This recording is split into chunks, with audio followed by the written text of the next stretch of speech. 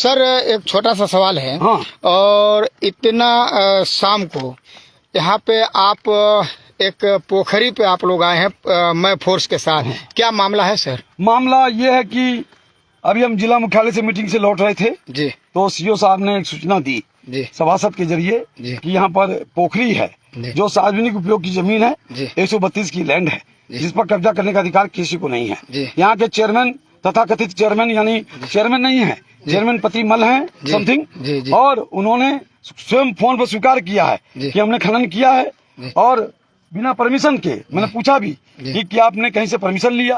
Portal पर ADM साहब से, डीएम साहब से, एसडीएम से, माइनिंग इंस्पेक्टर से, तो उन्होंने साफ इनकार किया कि नहीं, मैं छठ पोखरा साफ कराने के लिए मिट्टी निकाल रहा था, जो कि एक अवैधानिक है।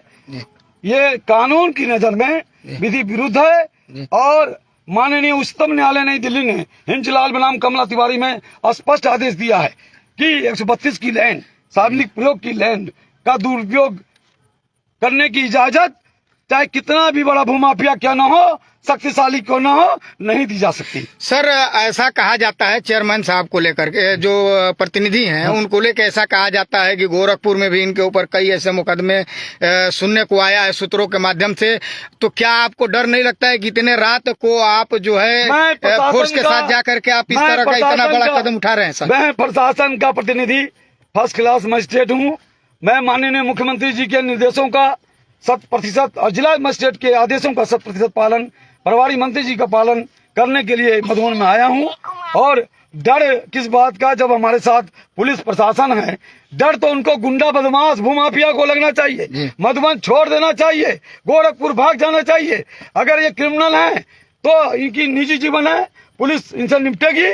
लेकिन फिलहाल मैं किसी भी नगर पंचायत में सार्वजनिक पोखरे पर या जमीन पर जो लोग अगर कब्जा करेंगे उनकी जगह जेल में होगी। अगली कार्रवाई क्या होगी सर? अगली कार्रवाई क्या होगी? सर ये अभी मैंने कानगो, मेरे साथ सदर के कानगो हैं, 4 लेखपाल की टीम है। कल पुलिस बल के साथ इसकी पैमाइश होगी कितना इन्होंने राजस्व की क्षति की है, क्योंकि इन्होंने स्वीकार किया है कि मैंने खनन किया है। तो राजस्व की क्षति का आकलन करते हुए इन पर जो जुर्माना बनेगा माइंस एक्ट में, FIR की धारा बनेगी, समुचित धाराओं में समुचित प्रभावी कार्रवाई होगी, चाहे कितना भी बड़ा सोर्स क्यों न लगा लें। धन्यवाद। तो आपने देखा कि मैं मोहम्मद राशिद हुसैन और आप देख रहे हो वतन भास्कर न्यूज, और हम लोग हिजाज पट्टी में हैं और तमाम फोर्स यहाँ पे लगी हुई है पोखरी के खनन को लेकर के और छपरा भंगी में। और कहा जाता है कि इस पूरे मामले में यहाँ के चेयरमैन प्रतिनिधि संलिप्त हैं। तो आगे क्या कार्रवाई होती है इसको हम देखते हैं। तब तक के लिए बने रहे वतन भास्कर के साथ। नमस्कार।